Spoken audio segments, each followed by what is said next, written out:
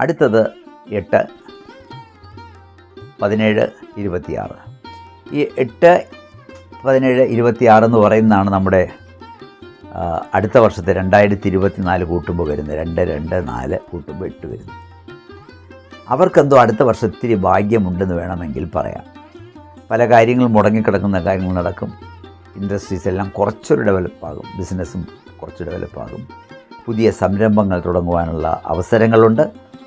പക്ഷെ തുടങ്ങുമ്പോൾ ആദ്യമേ വലിയ സ്റ്റോജും തൊട്ടുകളരുത്. കുറച്ച് ഇരുന്നിരുന്ന് കാല് നീട്ടാൻ വേണ്ടി ശ്രമിക്കണം. പിന്നെ അവർ തുടങ്ങുന്ന ബിസിനസ് ഏതായിരുന്നാലും എവിടെയായിരുന്നാലും ആയിരിക്കുന്ന സ്ഥലം വാസ്തു നോക്കി തന്നെ ആയിരിക്കണം ചെയ്യേണ്ടത്. കാരണം ഒരു ബിസിനസ് എന്ന് പറയുമ്പോൾ ഒരു വർഷത്തേക്ക് ഉള്ളതല്ല, കുറച്ചു കാലത്തേക്ക് കൊണ്ടുപോകാനുള്ളതാണ്. അപ്പോൾ അവരുടെ ആ ബിസിനസ് ഇരിക്കുന്ന പൊസിഷൻസ്, ആ വാസ്തു, ഇതൊക്കെ ഒന്ന് ശ്രദ്ധിച്ചാൽ നന്നായിരിക്കും. നേവി ബ്ലൂ ആണ് ഇതിൻ്റെ കളർ. ശനിയാഴ്ചയാണ് നല്ല ദിവസം, ബുധനും ശനിയാഴ്ചയാണ് നല്ല ദിവസം. നീരാഞ്ജനം ചെയ്യുന്നുണ്ടെങ്കിൽ അത് കണ്ടിന്യൂസ് ആയിട്ട് എല്ലാ ശനിയാഴ്ചയും ചെയ്യുന്നത് 8കാർക്ക് ഉപകാരപ്പെടും എന്നുള്ളതാണ്. ഇനി അവസാനത്തെ നമ്പറാണ് 9.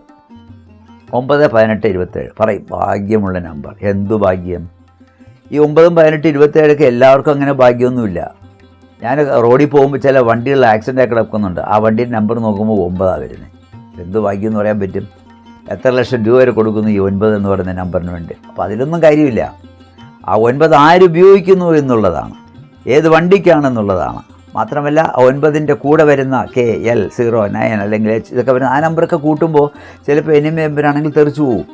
അപ്പോൾ ഈ 9 കുറിച്ച് പറയുകയാണെങ്കിൽ അവർക്കും അത്ര നല്ല ഒരു സമയമൊന്നുമില്ല. എന്നിരുന്നാലും കഴിഞ്ഞ വർഷത്തേക്കാൾ കുറച്ചുകൂടെ മെച്ചമായ ഒരു സമയമാണ്. റെഡ് കളറാണ്. ട്യൂസ്ഡേ, ഫ്രൈഡേ ക്ഷേത്രങ്ങളിലൊക്കെ പോയി പ്രാർത്ഥിക്കാൻ നോക്കുക.